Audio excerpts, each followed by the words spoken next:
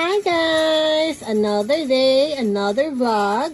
Okay, dahil nag-crave ako ng puto, hindi yung puto na yung mix na siya kaagad na nabibili natin sa shop. Ito yung na-crave ko, yung talagang puto namin sa probinsya, sinasabi na bigas, yung kaning bigas pa, tama, bigas na puto. So ito, I did it. I will cook here in our 10-inch electric skillet dahil hindi po siya talaga kasi ang takip dito. So this is the good thing about Salad Master, you can do a stock cooking. So, ginamit ko yung 10-inch gourmet skillet ko as the cover. Okay, so 10-inch po yan yung aming electric skillet. So, of course, medium. We always cooking in medium. So, 350 po talaga ang medium natin. So, ay! Sobrang init na to. Yan, ang ating utitira. Ilalagay ko lang dyan. So, this is our puto. Yan.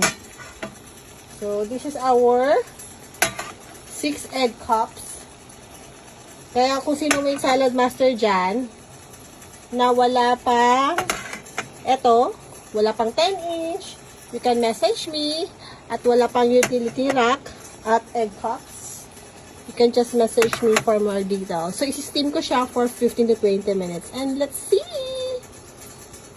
And guys, tapos na. So, the good thing about this electric AOC is the digital probe. Automatic shut off siya dahil nilagay natin sa timer. So, let's find out. Wow. Ayan na yung puto natin. Mag-second batch na tayo. So, tikim-tikim na. Yehey! Ayan, guys. Magsa-second batch tayo. Pero this time, nilagay ko siya ng cheese. Kasi parang mas masarap yung may cheese.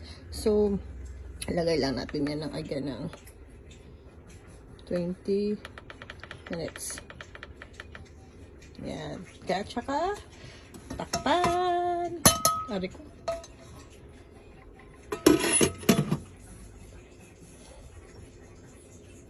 Ayan guys. Tapos na yung second batch na may cheese. Let's see. Siguro mas masarap to kasi may cheese. Ayan. So, yan guys. If you want to know the recipe, you can just message me. Ayan. Masarap po. Yan yung nauna.